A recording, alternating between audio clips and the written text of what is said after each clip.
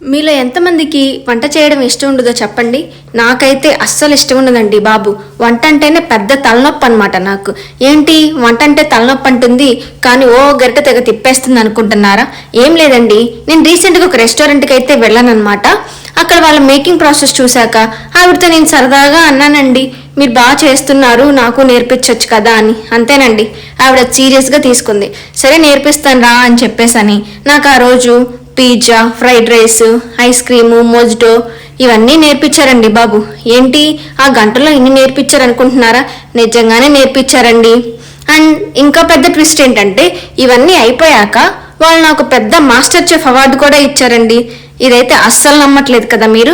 కాదు, తప్పకుండా నమ్మి తీరాల్సిందే. ఏ వంటకి నాకు మాస్టర్ చెఫ్ అవార్డు ఇచ్చారో తెలుసుకోవాలంటే ఫుల్ వీడియో బయోలో ఉంది, వెళ్ళి చెక్అవుట్ చేసేయండి.